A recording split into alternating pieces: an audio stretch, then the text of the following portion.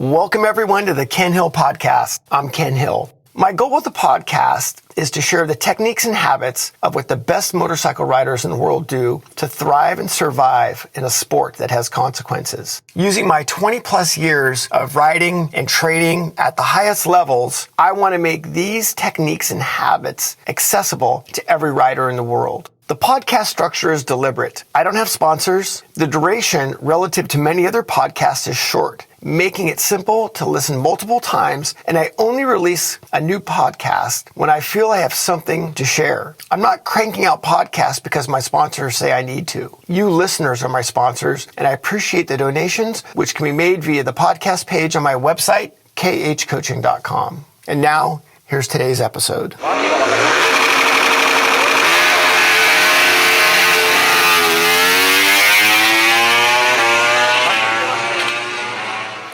Welcome to the Ken Hill Podcast.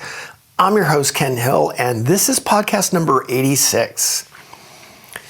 This podcast has probably been the most requested and is probably also the one that I've avoided the most. Why?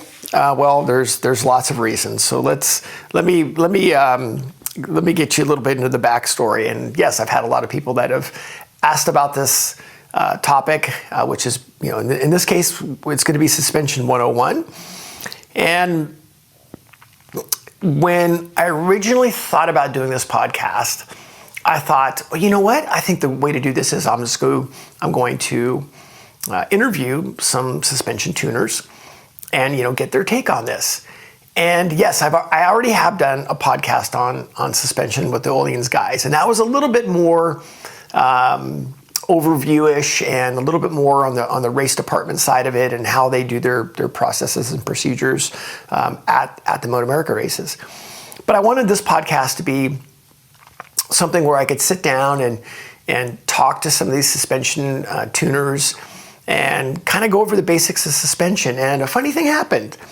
They all declined. And I thought, well, that's kind of weird. And then I got thinking about it a little bit more, and this actually goes and gets reconciled with my anxiety with this podcast as well, is because it is such a complex topic, and just me doing this very basic podcast is a mere drop in the bucket of what this topic is about. And the tendency when it gets into this topic is to start looking at these incremental improvements or these incremental nuances of suspension rather than the fundamental parts of suspension. And that's really what we're going to focus on today with this podcast, is getting very basic with it and very fundamental with it, and starting to give you a vocabulary and starting to give you some basic understanding of what's going on and how you can start your process of your journey into suspension. Because again, this is such a tough topic, right? Everybody has these subjective measures and these subjective ideas, like, oh, dude, I only run that spring and it worked for me at this track with, these tires, and like, oh, well, it must be good for me too. And there's a whole fundamental understanding we're bypassing when we get to that. And trust me, I'm just as guilty of that as well. When I take my notes for these podcasts and I, just keep scribbling stuff down as I get into it. This podcast the original sketch is over 50 pages long. And yeah, right now it's pared down to 25. So yes, this is going to be a long one. I hope you have your notebook in the ready. But even I'm a victim of that, where it's like when we spent a lot of time with oil levels the last few years on forks, like, oh man, I got to write that down. I got to tell everybody. And then it's like we got into some top out spring stuff, and it's like, oh man, I got to tell everybody about top outs. We got to talk about this. And it's so easy to skip over some of the fundamental things of what's happening. And that's the problem. So what this what we're trying to accomplish with this podcast is to give you some basic understanding of stock suspension, aftermarket suspension, some of the terms, how some of the setups work, and some basic things on how you can start your process of your suspension journey. So that's what we're going to get into. So before we get into that, I do want to bring my background into play here, because I think it's really important to qualify yourself for something like this. Why listen to me? Why does what I have to say have any merit? And as listeners of the podcast know, I got started in the sport very late, and my wanting to shortcut all of this and get in my learning curve, right? I wanted to get all this going as quickly as possible. So when it came time for me to try to figure out suspension, and as I got quicker, then the bike started holding me back, and then I started talking to some suspension guy, and I had a suspension guy at the time, and whether he was not available or we were in a position where we needed to test stuff, then guess what? I'd go do it. So I literally spent a couple of years dealing with this, where I would take 5 rear springs to the track, or I take fork springs, or I would try oil levels or ride heights, whatever. And I would just go try it, and I would record my findings. And that led me to being able to, one, be a good, or at least proficient bike tester, and also tire tester, as well as suspension tester. So I've done R&D work for Oleans, Race Tech, Penske, and I think that's really important for you to understand, as well as my journey in Moto America, working with some incredible suspension technicians and crew chiefs. Because again, as I find the more I get into this, the less I know. And that's why we're going to start off with Suspension 101. So, all right, here we go. All right, Suspension 101. This, well, I hope you brought your notebook. There's going to be a lot of information here. And my goal with this podcast is to educate people and hopefully put them in a position to where they can start their suspension journey. It's an incredibly, incredibly complex topic in itself, let alone you bring in the subjective nature of it and then the objective nature of it. And again, that's what makes this topic so hard and so difficult and honestly so full of controversy. I'm going to say some things and people are going to go, well, no, Ken is absolutely positively full of shit. That's not how it works. And you know, the information that I'm giving you is based on my experiences of what I was able to accomplish and work with these people. So yes, there's always going to be some outlier things that go along with this topic. And I get that. And again, that's why it makes it very difficult. I can recall a conversation that I had with a crew chief that worked on one of the top factory teams, and his 2 riders, or the riders that he was dealing with, had very similar lap times within a couple of tenths, but yet their suspension setup was fairly, each one of them was at the opposite end of the envelope. They're still in the envelope, but on the very opposite ends of it. So it's like, well, who's right? That's right. It takes that rider to have the confidence, and everybody's a little bit different. So the idea with this is to give you some knowledge and to give you some direction for you being able to start your process with it. So, all right. What we're going to do is we're going to talk about a little bit of vocabulary. We're going to get into some stock suspension, aftermarket suspension, a little bit of diagnosing what's going on with your bike and how you can start to make some informed decisions, and working with a tuner. We're not going to get much into, say, electronic suspension. and we're not going to get much into tires. Looking at electronic suspension, a couple things. One, to be clear, I don't have a ton of experience with that. Yes, I've ridden electronic bikes, but I haven't gotten into the real deep dive on that yet. The process, though, for improving your electronic suspension settings is the same. The way that you adjust them is different, but the process of it is the same in trying to figure it out. So we're going to get into, we'll get into that a little bit as well, but again, breaking it down between the stock suspension, aftermarket suspension, some ways of diagnosing, how to work with a tuner, and yeah, we'll go from there. So, all right. The first thing we'll talk about is some vocabulary, and basically we're going to be focused on springs, spring preload, and the hydraulics. So spring, when we look at springs, we've got your spring and your shock spring, your fork springs have a spring rate. In other words, they're rated for a certain weight, meaning that the spring will compress a certain amount over a certain distance, and they come up with a spring rate. And this can be all over the board depending on what the valving is like, what the shock linkage is like, even what the bike's characteristics are. But the rate of the spring is thinking about what the spring's job is. And the spring's job is to hold the bike up. And also what it does is it's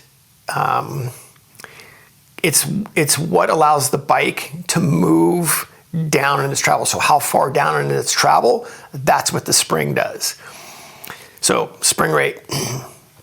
And you'll see different manufacturers have different ways of doing it, whether it's in foot-pounds or whether it's in newton meters. So it can be done a little bit differently, but that's our spring rate. Spring preload is one that we'll talk about a lot. And it is something that is definitely industry standard with spring preload. The one thing with spring preload that is important is spring preload, how much the spring is preloaded. So you'll have the free length of the spring. And then when the spring gets installed on the motorcycle, that's how much it's been preloaded, how much it's been compressed. And this is a very, very important number. A lot of times on stock bikes, we don't know that number. You could take your shock off, or you could take the shock off, or even on the front, you can count the turns of preload. But it's a very important number that we use. Then we get into the hydraulics. We've got rebound damping and compression damping. Rebound damping simply is controlling how fast the spring returns, and compression damping is simply how fast the spring is being compressed. Pretty simple, but the way to think of it is springs control how far the bike goes down, and the valving controls the speed on which the spring goes down and comes back up. And then we also have oil level. Oil level in the fork definitely contributes to how the fork operates and how the fork feels. And we'll get into that just a little bit. Of course, we're not going to get much into chassis geometry, and we're not going to get much about tires as well. This is just some of the basic things with suspension. So let's talk about stock suspension first. Stock suspension, its intent is to cover just a super wide variety of riders and elements from, if you have a sport bike and there's still suspension parameters in there that allow it to go down the highway the best as possible, or twisty roads, or some racetrack. So it's really hard for them to cover each one of those things and optimize it for each one of those things. So yeah, it's a compromise. Same thing with even a hyper bike, like a hyper naked bike, or even some of the other the bikes that we're seeing, commuter bikes as well.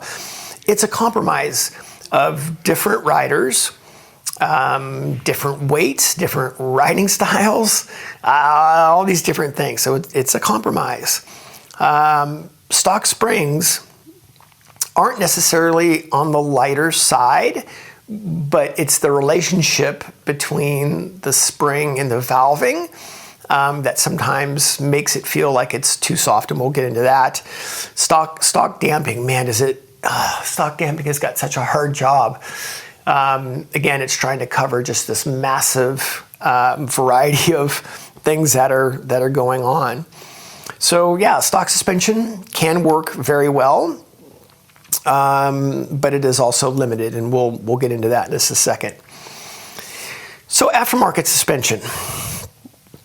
Now we're getting much more specific in what the suspension is designed to do, which is a high-performance environment. And whether it is a commuter bike or a hyper bike or a sport bike, they're designing the suspension and the relationship between the spring and the valving and even ride heights, all based on more of a high-performance environment. This is where we start to really get into the pairing of spring rates and hydraulics, and they're just much more finely tuned to work together for more force, or again, track applications, which is of course awesome. But the devil is in the details a little bit, and the base settings can still have a wide variety So when you get into purchasing aftermarket suspension, this is why it's so important to have a good trusted source that you're purchasing it from that has understanding. So, and again, we'll get into that as well. So aftermarket suspension, awesome. Way more focused than stock, but also can be, also has a wide variety of riders that it's dealing with. So, okay, got some generalities out of the way, and then now let's start breaking this down for what it looks like for track riding. So we're gonna look at stock suspension on track riding, we're gonna look at aftermarket suspension on track riding. So stock suspension. Stock suspension on track, yes, it depends on the bike, but it's better than you think. And I've had people say, oh my gosh, like a Ninja 400, oh my gosh, a Ninja 400 stock, you can't ride it. It's absolutely positively unrideable. The bike, you can't ride it. Nope, can't ride it, it's not correct. Ninja 400, for example, is very limited on adjustments, but if you have a good riding technique, you can go very, very quickly on that bike. And just using that Ninja 400 as an example, I believe on stock suspension, you should be able to get within 10 seconds of the lap record for your bike with stock suspension, of course, with the setup in it. And we've been more than able to accomplish that with even on the Ninja 400s at a variety of tracks. I've done it at Laguna, the Ridge, Pittsburgh. So a variety of tracks with literally just a sticky tire and some rear spring preload. So, and actually there's some other stories with that I think are relevant as well. I did the same thing in an FC9. I took an FC9 bone stock tires, and I rode it stock. I didn't want to adjust anything because I wanted to have an understanding of how it worked. I rode it stock and realized how quickly I was limited on that bike, the way the bike was acting. So we put a setup in it, which we'll talk about.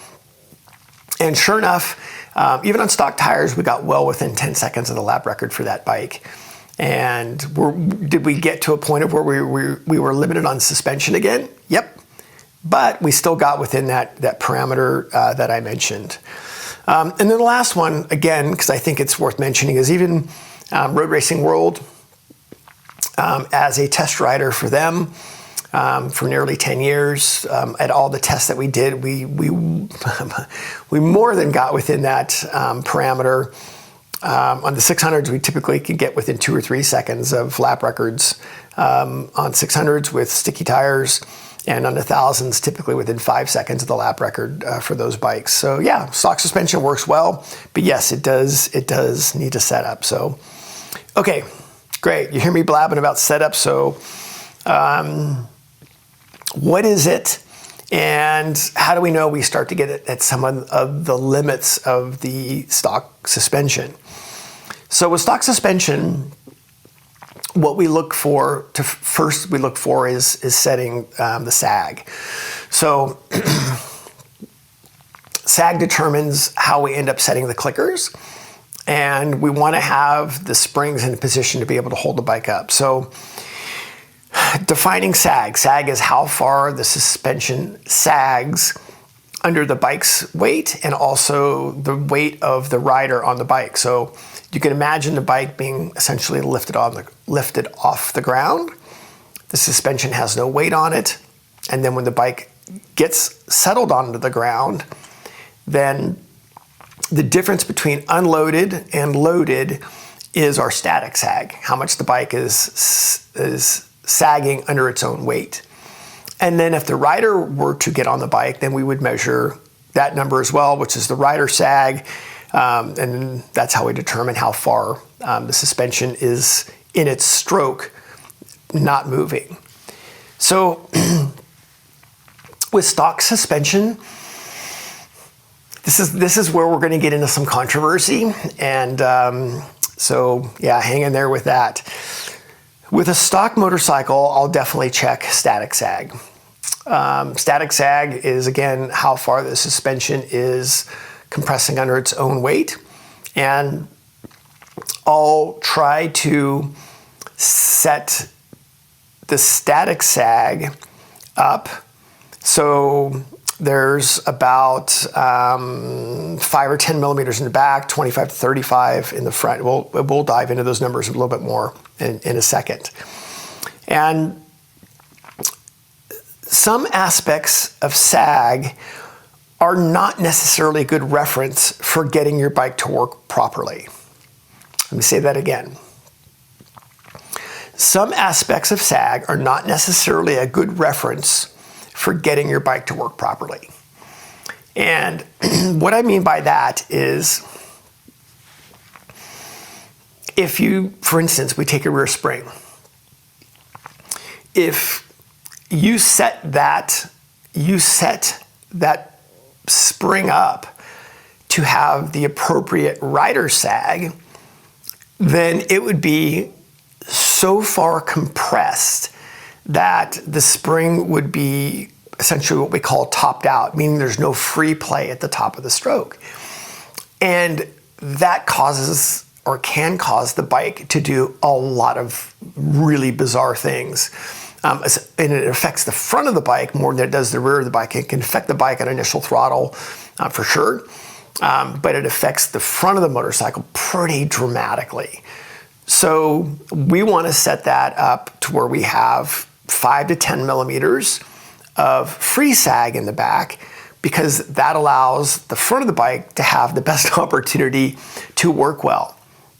So if you're using this 5 or 10 millimeter number and the bike still has too much or too less rider sag, yeah, guess what? You got the wrong spring, or the wrong spring for that particular setting. So is it optimum? No. But can it be ridden very well? Yes. And unless you're this crazy outlier, maybe with weight. So static sag is the number that we're going to use. So the reason that it's not a good point of reference is for one of the reasons I just mentioned. Same thing with the front of the bike. If you found that you needed crazy numbers, and some forks have got crazy top out springs and all this nut stuff. So if you tried to set those numbers with rider sag, then you're going to end up with a bike that is not optimum and starts to affect the rear of the bike. And this is why a zip tie on your fork or a zip tie on your shock is not necessarily a good reference. A zip tie on the fork simply tells you where the fork was once per lap. That's it. So first of all, a lot of times you don't even know where the fork bottoms. You're not even sure unless you have experience with that particular fork. So you don't even know where the fork bottoms. It also doesn't take into effect oil level on the fork as well. So a zip tie, yeah, it's a point of reference. it's not a great point of reference. It can't, it is, I get it. A zip tie on the shock, not a good point of reference.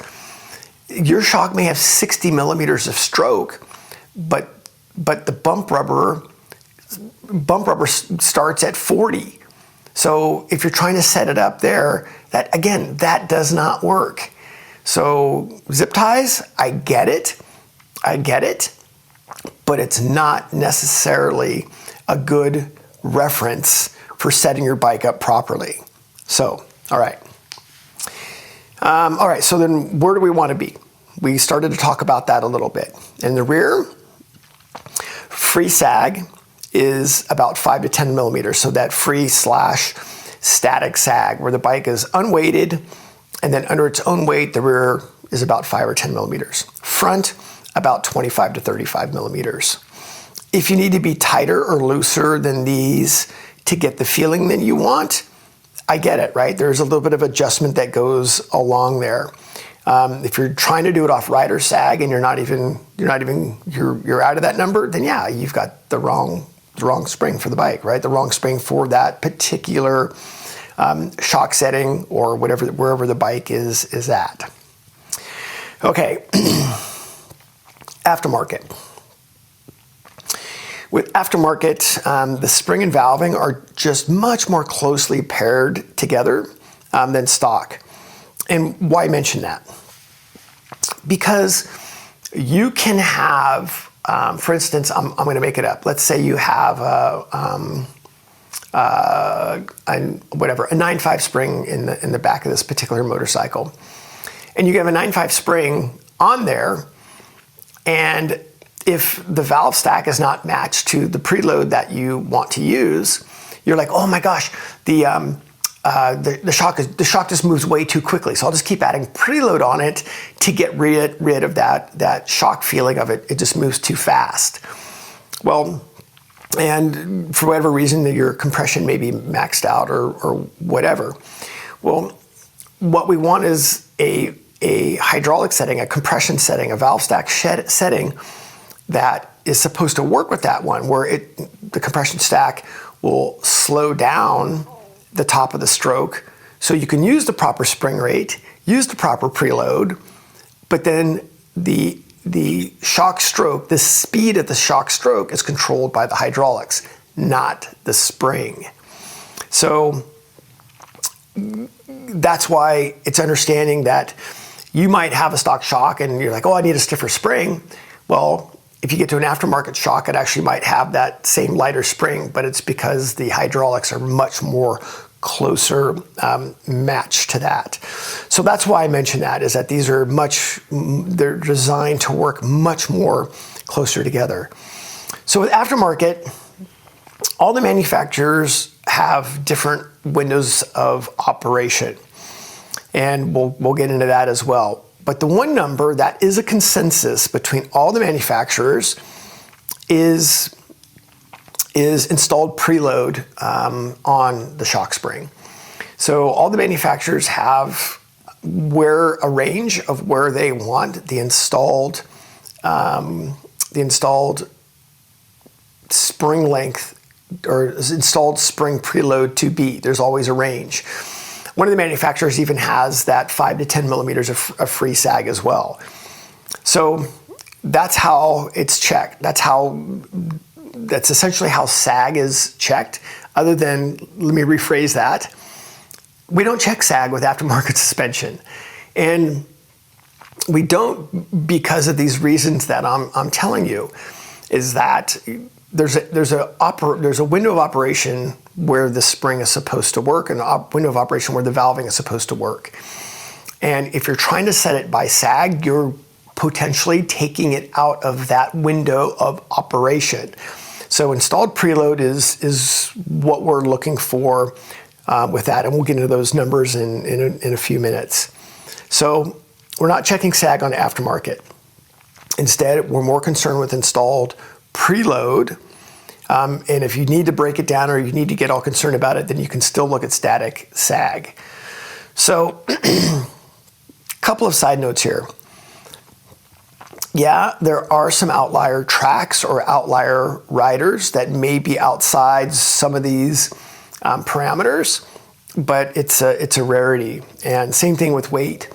And you could be either heavier or lighter. And this goes back to talking to your tuner and giving him that information so he can custom tailor what spring you need on the bike so it can operate in the proper range, as well as operate within the parameters of that valve stack. So with aftermarket, and again, you need to check with your manufacturer to find out what their operating window is. I'm going to give you, for Oleans, typically we look at 8 to 14 millimeters of installed preload. And if we find, so a sidebar here. The difference is at the sharp end, we're using data to determine essentially what spring is supposed to be on the bike by looking at average travel. So we're going to be looking at average travel, and we can adjust preload to move that number around. But around the track, at speed, we're looking for the shock to be sitting in an average area. And we know that that's optimizing it for acceleration. We know that's optimizing it for being on the brakes, all these different things. So we can move that number around. And then when we start to get out of that 8 to 14 millimeters, then we know it's time to make a spring change as well. And if we find that we have a very low average on average ride height, then we start to get below that 8 millimeters, then we know it's time for a lighter spring. Just as the opposite, if we have a really high average and we're closer to 14 millimeters, then we might go with a heavier spring.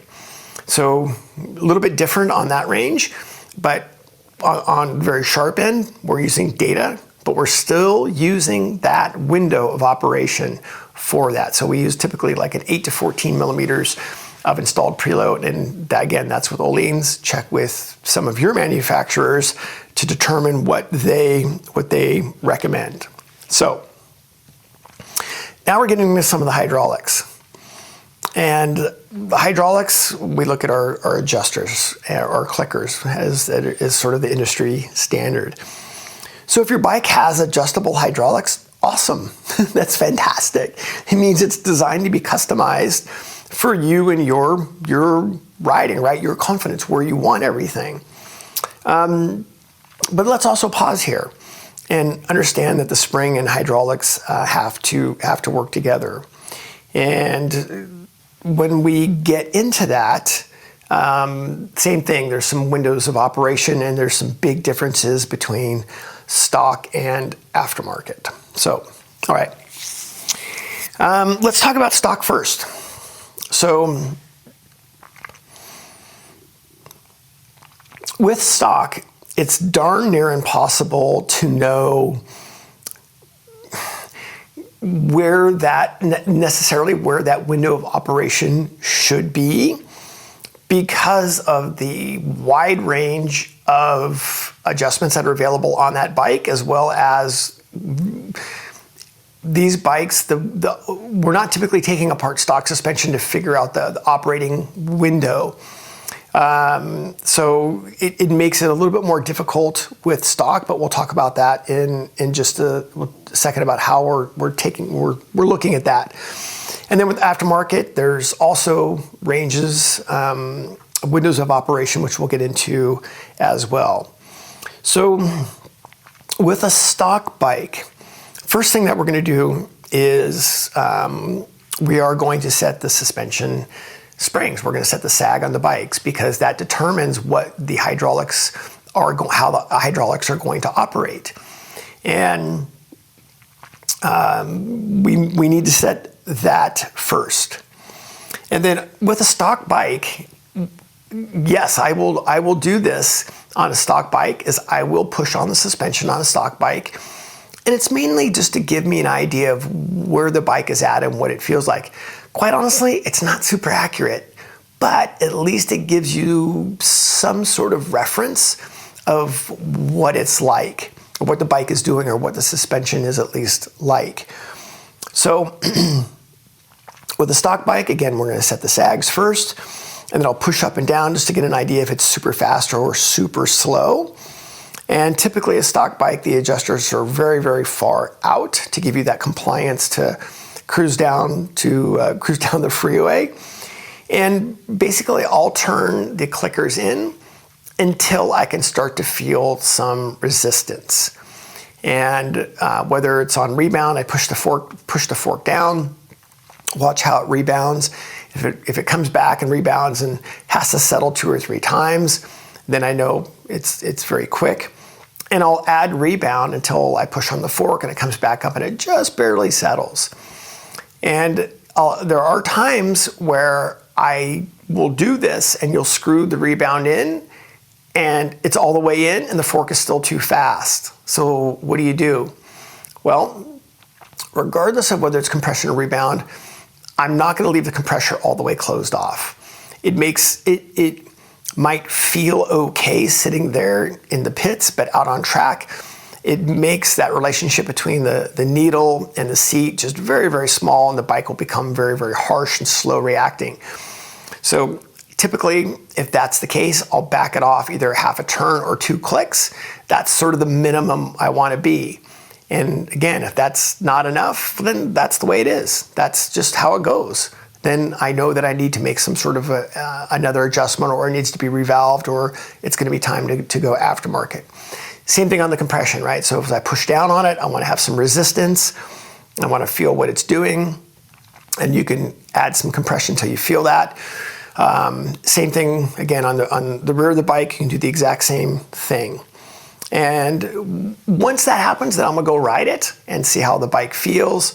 But again, I don't want to get to a position where the clicker is completely closed off. If it's completely closed off, then we know we've gone too far, and that's pretty much the limits of where you're at. So, all right. Aftermarket, as we've stated before, we're like in a completely different world, where the spring, the valving, even geometry are just much more closely matched together, and they are definitely designed to work in certain windows. So we'll get into the relationship between you and your tuner in a minute, but this is where having an understanding of where the window of operation is for your suspension brand is extremely important. And when you get your suspension, it's going to come in a certain range, and of course, writing that down and knowing what that is. So I'll give you the Öhlins, for example, because that's just one I'm familiar with. For Öhlins, again, we talk about the preload on the rear. Preload for the rear, about 8 to 14 millimeters on the front.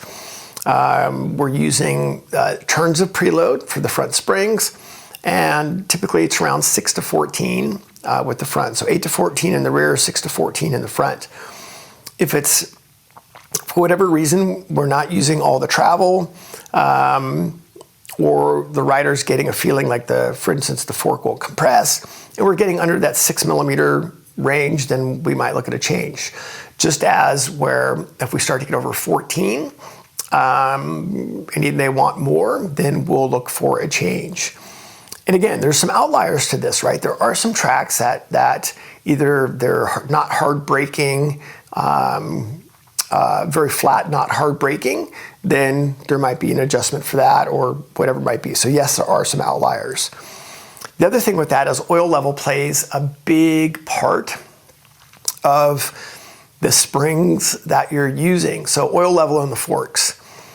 Again, get with your manufacturer, your brand, and understand oil levels in the forks. Some have one oil level that they're like, this is the oil level we use. Great. Other manufacturers have different different standards for oil levels based on what the rider feels. Some have a very little oil, but run a heavier spring. Some have a higher oil, run a lighter spring. So find out this relationship. So this is why it's so important. It's so important to say, well, I run 1.0 springs. And the other guy goes, well, I have the same bike, but I run 9.0 springs. And he goes, well, you can't ride that bike with 9.0 springs. He's got a different oil level. So this is why understanding this total picture, or if somebody's looking at your bike and he's going, dude, you got to have 1.0 springs. You got to have 1.0 springs. You can't ride it without 1.0 springs. Well, you're not looking at the whole picture. So this is why this is super, super important for you to understand where your window of operation is for these things. So getting into the hydraulics, for instance, with Olean's compression, typically 7 to 14, rebound 11 to 16, and that works both front and rear. The other thing is that there is a ratio or a relationship between compression and rebound too. If they're very skewed, then one does not work as well as it should. So if you start to see a wide range between compression and rebound, if they're at the very end of the envelopes, that's something to look at as well. So somewhere in this range typically works really well, and is just, you've got a lot of customization that goes along with that. So let's talk about something that again is a little bit controversial. I'm never going to adjust my suspension if it's working well for tire wear. If the tire is not wearing correctly for whatever reason, it's the wrong tire. You're adjusting suspension that works well for tire wear, I think is insane. You have the wrong tire. So that's the way it is. If you want to adjust your suspension and take it out of the optimum range to do your tire wear, to help your tire wear, dude, go for it. Go for it.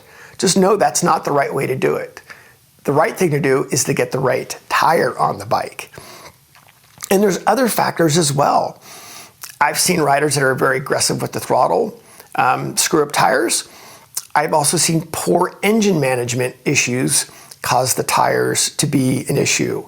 So I'm not going to adjust my perfectly working suspension for tire wear. It means I have the wrong tire. So that's the way it is. So I'm steadfast. I am steadfast with that. So, all right. Which leads me to, who are you getting your suspension and chassis information from? Are you getting it from Facebook, forums, 10 different guys in the pits, or do you have a single trusted source?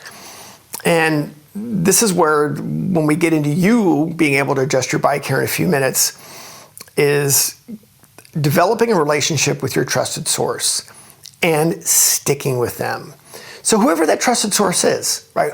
Whoever you pick, great, awesome. But create a relationship with them and stick with it. This is getting with your trusted source, letting them know your goals, and creating a plan for it.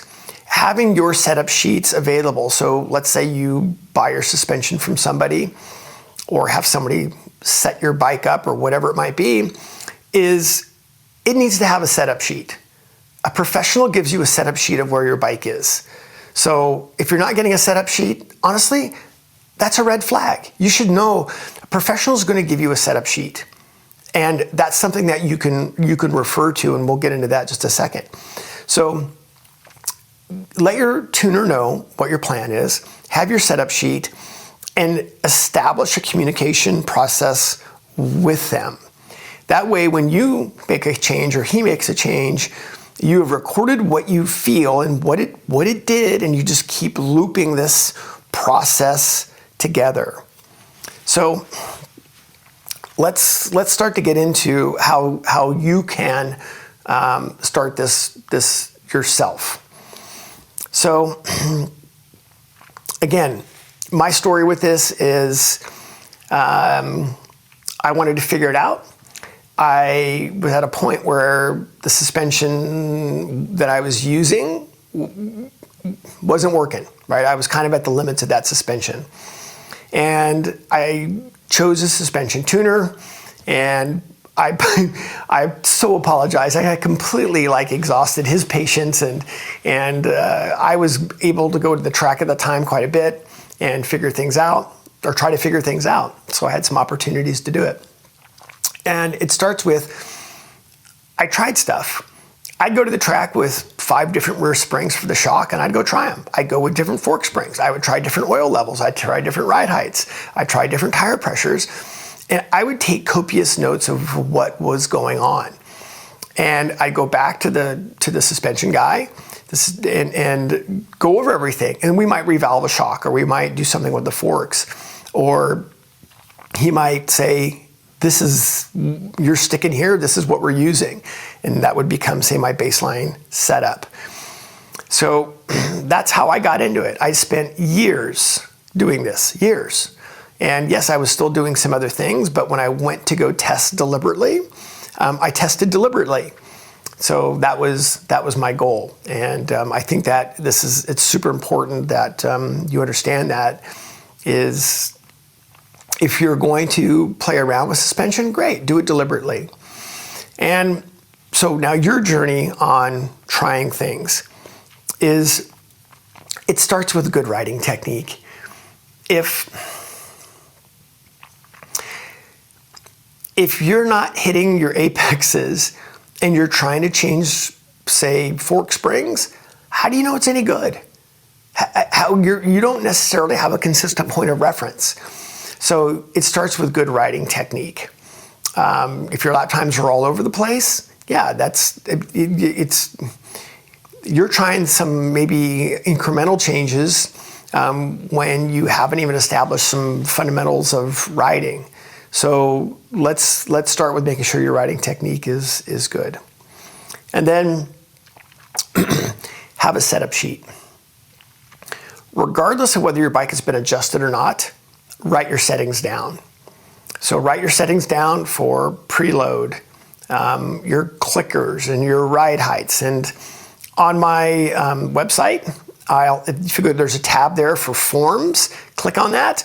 I'll have a setup sheet that you can download, and you can use that as a very standard setup sheet, very basic. Then I'll have some other stuff there for you to download as well. So write your setup down. So write it down.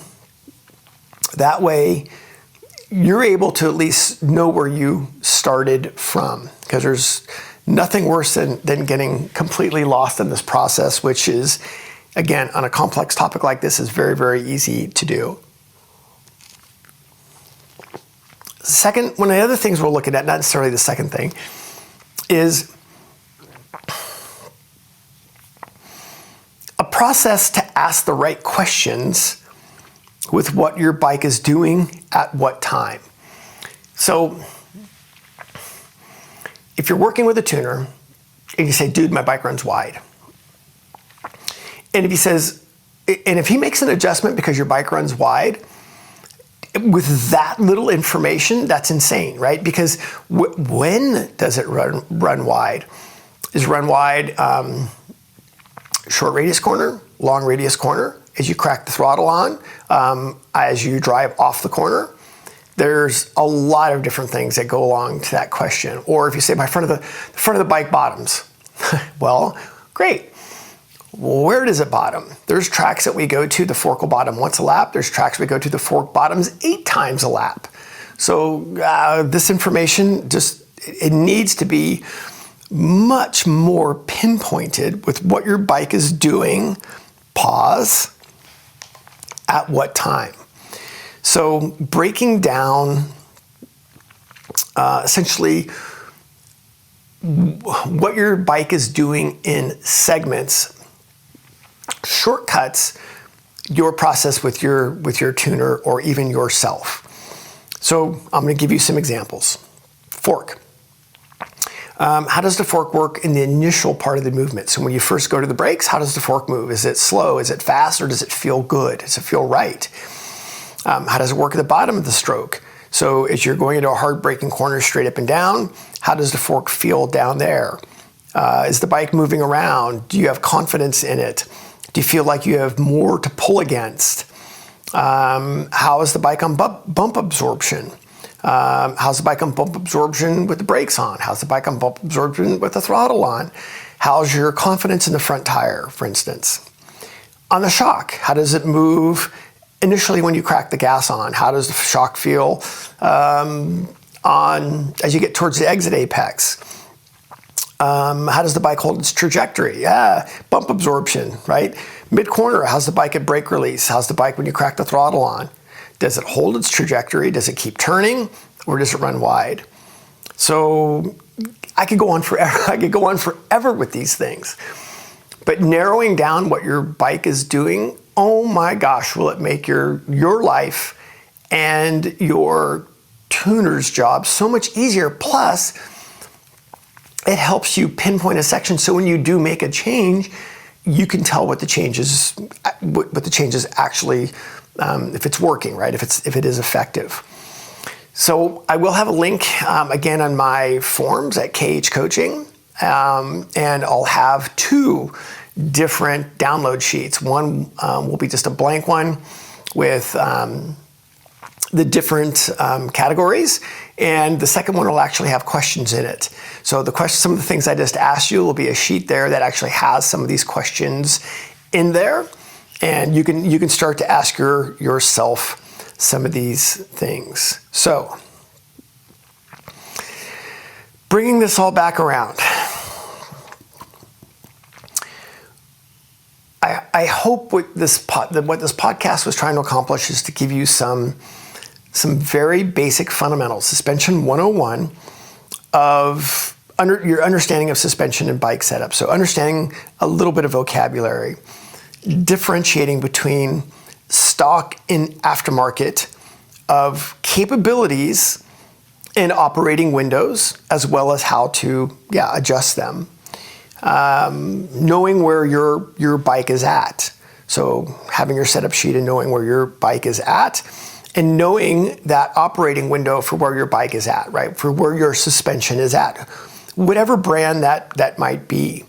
And yes, I'll say it again, knowing what the operating window of your bike is, incredibly, incredibly important. And another one is your bike holding you back? Is your bike holding you back? Go through the download sheet and see if any of those things are like, yeah, you know what?